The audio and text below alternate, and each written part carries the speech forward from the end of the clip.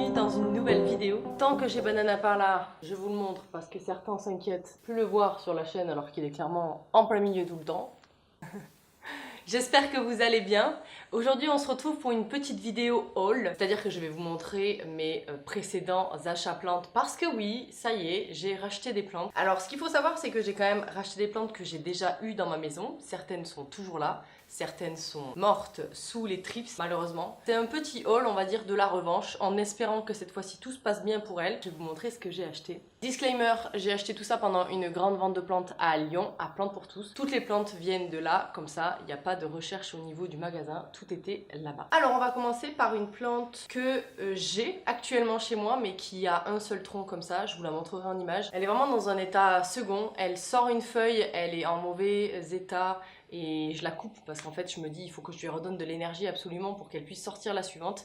Donc on tourne toujours autour d'une feuille. Il s'agit du philodendron mamey. Donc je l'ai racheté ce week-end à Plantes pour tous. Alors celui-ci je l'ai acheté à la Jardy parce qu'il n'était pas présent lors de la grande vente de plantes. Mais en fait ça n'a rien à voir avec la plante que j'ai actuellement chez moi. Et elle a bien souffert des trips. Mais celle-ci est toute neuve et elle m'a vraiment pas coûté grand chose, elle était à 15 € seulement. Très contente de mon achat. C'est une plante que j'avais vraiment envie d'avoir et je pense qu'au vu de l'emplacement où je vais la mettre, elle sera avec, à côté de mon philodendron gloriosum, je vais vous montrer où est-ce qu'elle est installée. Comme ça, elle aura autant d'humidité que possible pour pouvoir bien faire sa vie. C'est quand même une plante que je trouve vraiment jolie. Elle a vraiment des couleurs assez sympas. Et maintenant j'en ai deux, en espérant que peut-être la première se réveille un peu. C'est vrai qu'elle est quand même très jolie, son feuillage est assez particulier. Si vous aimez les philodendrons, je pense que c'est une plante qui peut vous faire craquer. Et là, elle a un seul tronc, des petites feuilles à la base, et je lui ai mis un petit tuteur Botanopia d'ailleurs, hop, comme ça que vous pouvez voir, pour un peu tenir le tronc et qu'il pousse vers le haut, parce que c'est vraiment des plantes qui aiment bien grimper. Mais là, c'est pas le cas vu qu'elle n'a pas de tuteur pour l'instant. Je l'ai un peu redressé. Donc voilà, ça c'était mon petit philo mamey, et pour info, si jamais vous le cherchez, il est actuellement dans un cache-pot Hello. C'est un cache-pot issu de gamme particulière spéciale, c'est des pots recyclés issus de déchets qui viennent des océans. Moi j'en ai des bleus comme ça, ils sont assez jolis, ils sont assez clairs.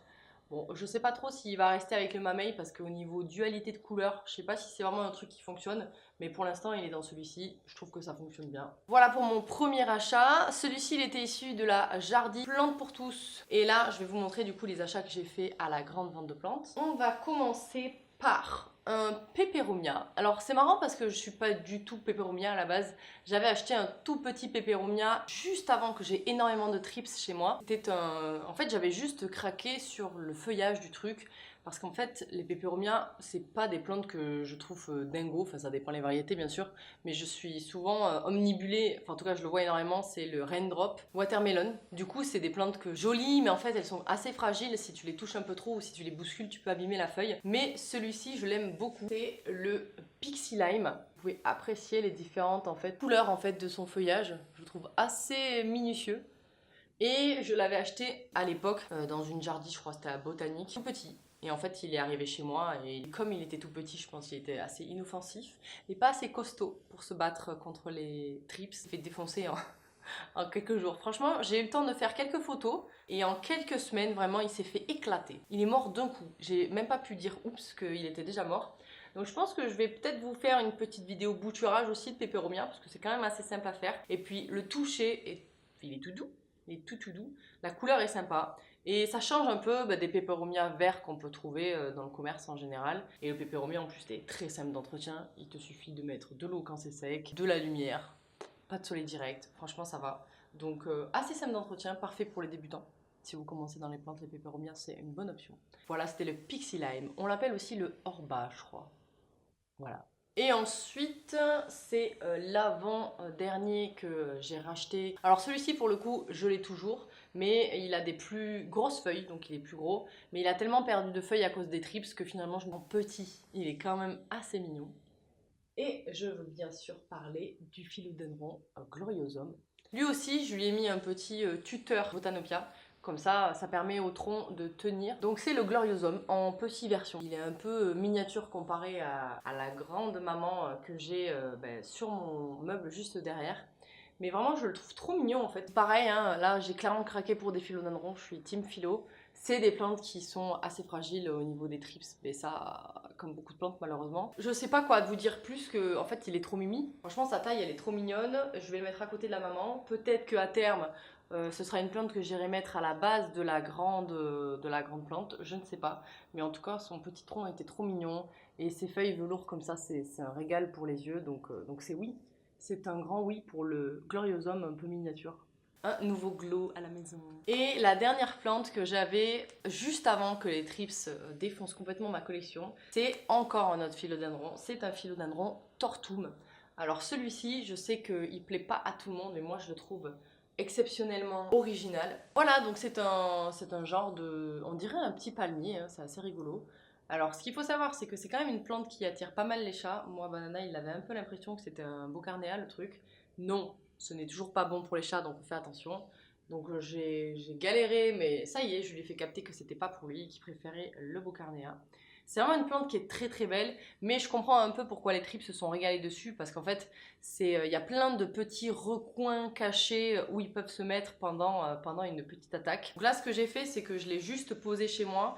Je ne l'ai pas douché, mais je pense que je vais le faire. J'attendais qu'il s'acclimate un petit peu parce qu'il a faire de la sécheresse de l'air, qu'il était quand même assez particulier, que je peux comprendre qu'il plaise pas à tout le monde. Déjà, il avait 2 troncs. Donc là, je me suis dit, au pire, si j'ai un problème avec un, ben j'en ai un deuxième dans le pot. Vraiment très très original comme plante, très très belle. Je pense que ça peut devenir très gros, mais en l'occurrence là, il y a déjà des petits tuteurs qui permettent et qui font en sorte qu'il reste droit parce qu'en fait, au niveau diamètre, il est quand même assez large. Et pour autant, c'est quand même une plante qui est moyenne. Moi, je l'aime énormément. Je peux comprendre que certains n'aient aucune attirance pour cette plante parce qu'elle est vraiment très spéciale. Et surtout, ben, on sait que les trips l'aiment beaucoup. Et je vais la checker beaucoup plus régulièrement que les autres parce que ben, je pense qu'elle est aussi sujet aux attaques d'acariens. Voilà. Donc ça, c'était toutes les plantes que j'ai rachetées. Je redonne une nouvelle chance à ces plantes qui étaient à la base chez moi. Et j'ai acheté une petite pépite trop mimi. Même, en fait, j'en ai acheté 3. Mais j'ai surtout craqué pour ce tout petit bégonia. Alors je viens de trouver sa variété sur les internets. C'est un bégonia Cléopatra. Il a cette tige en fait bien verte au centre et il a des petits traits sur l'extérieur. Donc il est vraiment tout petit. Encore un nouveau challenge pour moi de ne pas tuer les mini plantes et d'essayer de les faire grandir. Pas si simple, hein, croyez pas. Les mini plantes elles sont très très mignonnes mais elles sont surtout compliquées à faire grandir parce qu'elles sont beaucoup plus fragiles. Donc il faut vraiment prêter beaucoup plus d'attention et les entretenir beaucoup plus que les grandes. Et après j'ai craqué pour 2 petites plantes grasses qui viendront s'ajouter à ma collection de mes plantes qui sont dehors. Alors pour le coup, ça, je sais que c'est un kalanchoé. La couleur m'a beaucoup plu, la couleur un peu claire comme ça. J'ai un problème avec les couleurs claires en ce moment. Et alors, je ne sais pas ce que c'est, peut-être que c'est un sédum, mais j'ai aussi pris cette petite plante-là qui était trop mimi. Elle a plein de petits poils blancs, voilà. Je pense que ça doit faire partie de la famille des sédums, peut-être des sédétiaux, je ne sais pas trop. J'ai un problème avec les plantes succulentes que j'ai dehors parce qu'en fait, j'ai l'impression d'avoir tellement de place que du coup, j'ai envie de toutes les avoir. Voilà. C'est tout pour cette petite vidéo haul. J'espère que ça vous a plu. Encore une fois, je suis vraiment dans une démarche dans laquelle je choisis vraiment des plantes qui me donnent vraiment envie de les avoir à la maison et qui me manquaient, entre guillemets.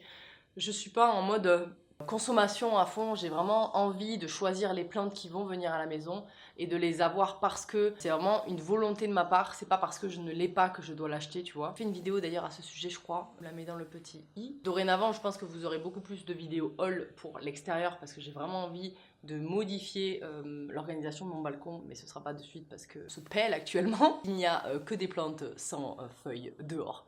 À part mon jasmin. Mais voilà, j'espère que cette petite vidéo haul vous a plu. N'hésitez pas à me dire en commentaire quelle est, vous, la dernière plante que vous avez achetée, ou les, si vous avez craqué comme moi. À liker la vidéo si ça vous a plu, et on se dit à la semaine prochaine pour une nouvelle.